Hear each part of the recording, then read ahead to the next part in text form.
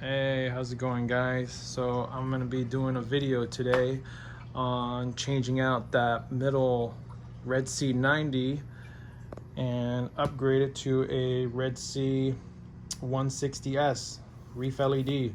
So what I'm gonna do is basically unbox this, take this out, and I'm going to connect this, get this all powered up, and sync this in with my ReefBeat first to make sure that it's all integrated with the lights that are already on there, with the scheduling that I have with the lighting, you know, from morning to evening hours, from evening to morning. So that way it makes it easier for me. So when I actually take that not the control arm, the mounting arm off, the RedSea 90 out, and basically taking out all the wiring and everything connected to it out. Basically, once I get this in, I can reconnect it, and then that way it's already in sync with the other two. And then I'm going to take the par meter out and test for par / micromoles and see if it's coherent, basically the same as both left to right with both RedSea 90s with the 160s in the center. Because if it is actually much more harsher with micromole / par, and then I'm going to go ahead and see if I can do some readjustments with that, because I don't want to actually burn out any coil or anything with a higher setting in the center. So, you know, the whole purpose is just to give more lighting, less shadowing. So see if we can do that with this 160s. So when I return, we'll see the 160s already mounted on there, and then we'll go ahead and do the par / micromole testing. Okay? All right. Okay, so before I even put the light up in the center and get this all mounted, I just wanted to open this up. I just took the plastic wrap off, so this is me just opening it up. Obviously, it comes with owner manual or user manual, and these lights are packaged very well. And you can see here's the light itself. Nice. See, there's the power bar. There's the connections. You know, basically that's it. These link up together Wi-Fi. You don't need a you can say a wire to link these all together or chain them all together. So here's the LED. Very nice. Yeah, I do like the way it looks in the center. Yeah, very much bigger than the 90s, I'll tell you that. Gonna go ahead and get this going, get this all wired up and connect this to the ReefBeat like I said, but I just wanted to just show you the LED light itself as it's being unpackaged out of the box. All right, guys, see you in a bit. Okay, guys, so I already connected the light. Basically synced it up with the ReefBeat, and unfortunately you can't group them together because this is a 160 and the other ones are 90s, and it even specifies in the app that you cannot group them because they are a different type of light, even though they're all RedSeas. But you know, it's Kessel's the same way also. You can't chain them together even if they're 160s, 360s, whatever. They got to be of the same sort. But that being said, yeah, I still was able to sync it. It's still running off my programming. The only thing is that it's just off by a little with the type of intensity percentage. So one's at 29, one will be at 28, one will be at 46, one's at 47. So, you know, it's just off by a little bit, but you can see here I just took a little snapshot of it. And so, yeah, so that showing you what I'm talking about. And now I'm going to go ahead and just put this over the tank, and very bright light, you can see that already. So let's get this mounted. Okay, so now we're here in my bedroom. You can see I got the mounting arm here. So this is the basically the universal mounting arm for the 160s, and this is going to be able to slide in, slide out. So see, it gives me that maneuverability that I like. Fortunately, the RedSea 90s don't have that. Those mounting arms are just basically set in place, but this at least gives me the option to, you know, kind of move it more forward so I can get more lighting more towards the front of the tank, because it looks like there's a little bit more shadowing, because the rear of the tank actually is covered a lot more than the actual front. There's a little bit more shadowing, so I just want to be able to get that. Now we're gonna go ahead and disconnect this light here. You can see it's still on. So I got everything labeled down here, and you can see it says right, light middle, light left, light right. We're gonna disconnect the light middle, and that should disconnect it. Yep, it's off. So I'm gonna go ahead and disconnect all of this, and we're gonna go ahead and connect the arm, get the light mounted in, and get it all powered up. And I'll be back in a little bit, and hopefully everything goes as smoothly as I hope it does. Okay, so now I got the RedSea 90 out. I got the power bar here, I got the cord here. See, it's still labeled. There's the 90 light, and here's the arm bracket. I'm gonna go ahead and disconnect this from here. I'm gonna put this away, not gonna sell it, gonna save it, because you never know if one of the other 90s may go out. But until I actually replace all of them, and then I'll probably put these up for sale, and then see if I can get at least $150 each for them, knowing that they go over $350 for, you know, an online new buy, which these lights are still very, very good. So now I got that center one off. I'm gonna go ahead and mount this one on, and let's do it. Okay, so I put the orange filter over the camera because I wanted it to be a little bit more clear, so the blue light spectrum doesn't actually interfere with the recording. But got it mounted on, so you can see. Let me back up again. You can see how much higher it is, and it actually looks pretty cool. You know, you see the two on the side, and you got the two Kessels, and you got the one right there in the middle. So I am already liking what I see. It's pretty easy to basically mount on. The mounting arm, the bracket here just slides right in between the glass. There's a little couple knobs right here. Obviously you just tighten them, and that's about it. I'm gonna go ahead and get this all powered up, and then we'll be testing par slash, you know, micromoles, and we'll be seeing if we're getting the same type of rating that we're getting over here, because I definitely don't want to go above like pretty much 400, maybe a little bit above 400, but nothing too extreme.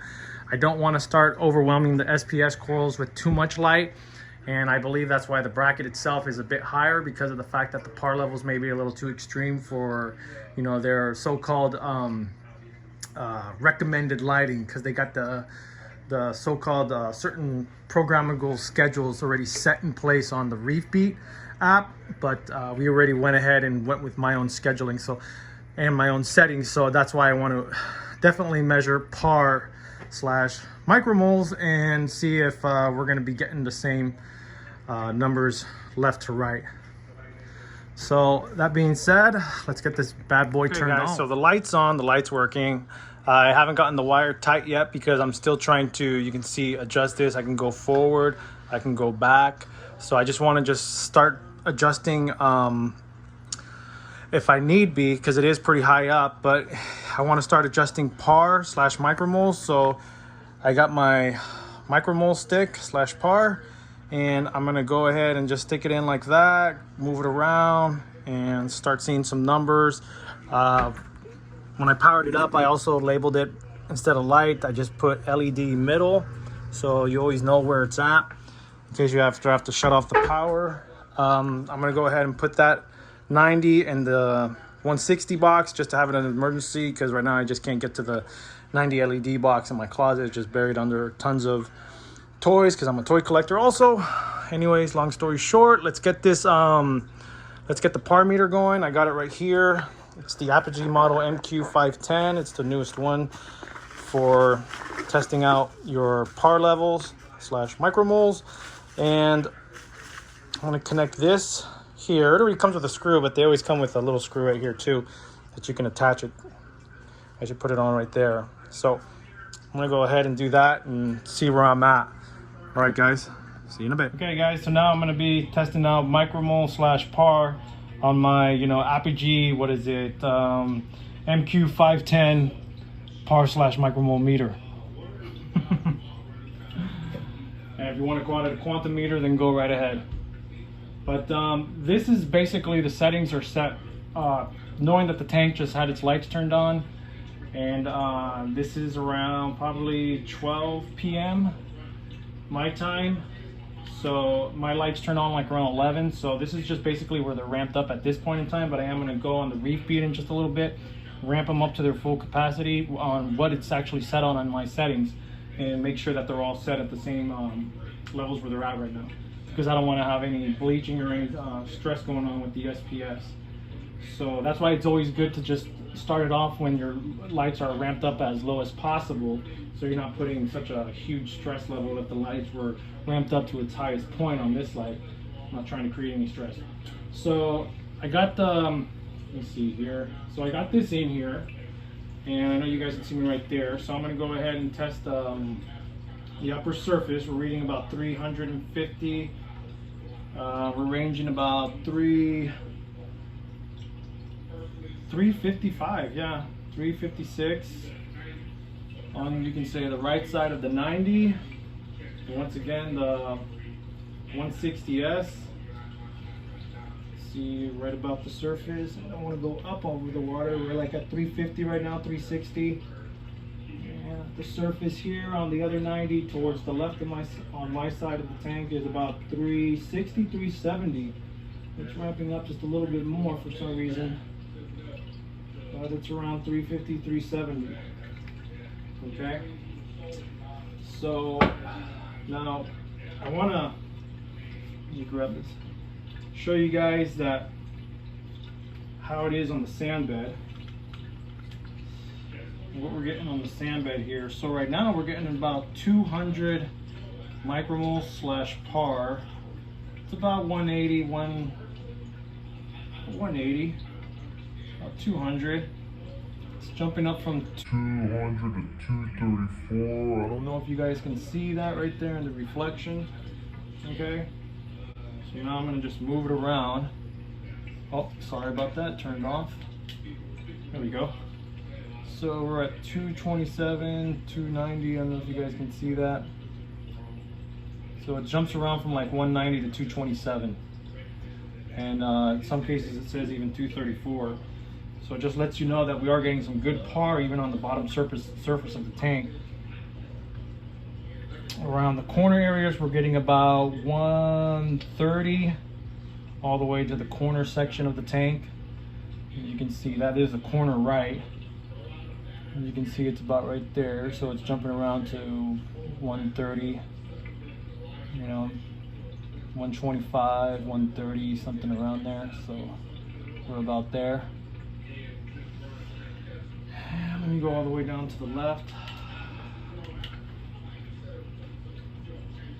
Really about the same, 135 to 144. I don't know why this side is getting so much light, but this side seems to be getting a little bit more of that micromole slash par rating. So this is just where we're at here. Now what I'm going to do is to go ahead and adjust the lighting and see what we're going to get when it's at full intensity with both lights. I just want to make sure we're set with this center point. I'm not trying to adjust par or micromole levels with the new lighting. I'm trying to have it in sync with all the rest of the lighting. So one level here isn't just being burnt away or creating a hot spot. So outside, if you want to go outside, we're reading like about right above. I got to stretch my arm up, sorry about that. But we're reading about almost 4,000 right up at the top here. Yeah, so if I'm right below the light, there's 4,000. It doesn't even go any higher than that. That's where the light's at. So it's putting out some good amount of lighting. All right, but on the top surface, right now I'm getting about 700, 700, 700. So you can see. Let me just click it over, so you can see what's reading on the top surface. Let's put it right there. 670, 680. There we go. Top surface 700. Yeah. So we're good. Okay, let me get on the ReefBeat now, and I'm going to do some adjustments and see where we're at with that. All right, guys. So we'll be back in just a bit. I'm just going to change some settings. I'm going to just move it around. Oh, sorry about that. Turned off. There we go. So we're at 227, 290. I don't know if you guys can see that. So it jumps around from like 190 to 227. And in some cases it says even 234. So it just lets you know that we are getting some good par even on the bottom surface of the tank. Around the corner areas, we're getting about 130 all the way to the corner section of the tank. And you can see that is the corner right. And you can see it's about right there. So it's jumping around to 130, you know, 125, 130, something around there. So we're about there. And let me go all the way down to the left. Really about the same. 135 to 144. I don't know why this side is getting so much light, but this side seems to be getting a little bit more of that micromole slash par rating. So this is just where we're at here. Now what I'm going to do is to go ahead and adjust the lighting and see what we're going to get when it's at full intensity with both lights. I just want to make sure we're set with this center point. I'm not trying to adjust par or micromole levels with the new lighting. I'm trying to have it in sync with all the rest of the lighting. So one level here isn't just being burnt away or creating a hot spot. So outside, if you want to go outside, we're reading like about right above. I got to stretch my arm up, sorry about that. But we're reading about almost 4,000 right up at the top here. Yeah, so if I'm right below the light, there's 4,000. It doesn't even go any. It doesn't even go any higher than that. That's where the light's at. So it's putting out some good amount of lighting. All right, but on the top surface, right now I'm getting about 700, 700, 700. So you can see. Let me just click it over, so you can see what's reading on the top surface. Let's put it right there. 670, 680. There we go. Top surface 700. Yeah. So we're good. Okay, let me get on the ReefBeat now, and I'm gonna do some adjustments and see where we're at with that. All right, guys. So we'll be back in just a bit. I'm just gonna change some. Okay, so I got everything basically set to 75% on all the 90s, on both 90s and the 160s. So we're gonna go ahead and test par slash micromoles and see what's going on with that. Okay, so I just showed you a little clips of just showing you that everything is at 75. Now I'm gonna go ahead and turn on this par meter, and now I'm gonna go ahead and start testing. And yep, we're at surface right here. We're about 500 to almost 600. And that's where the tip of this red planet's getting. The tip of this red planet's getting about 550 to 570. Now, right above where the rockwork's at, where I wanted it, is about 400, it's jumping around to 450. So I'm saying 450. So we're at 450.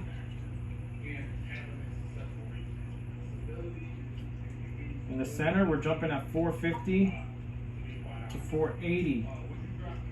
So we're about 450 to 480 here. Yeah, 480 here. So it's looking good. We're looking a little pretty even now. 450 to 480. Kind of jumped to 500.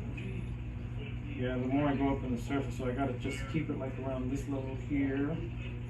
Yeah, 450, 470. So we're at 450, 470, 450. And then start moving away. We're jumping around from 150 around here. So I'm going to go a little bit more where the LPS, more of the midsection. We're at 250, 280. We're at 300 here towards the center. 350, 380, 350, 370.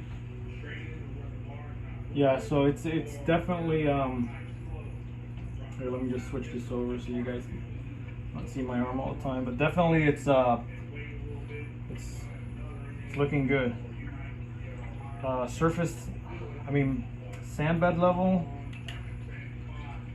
it's about 250 to 260. Let me show you that right there. 250, 260.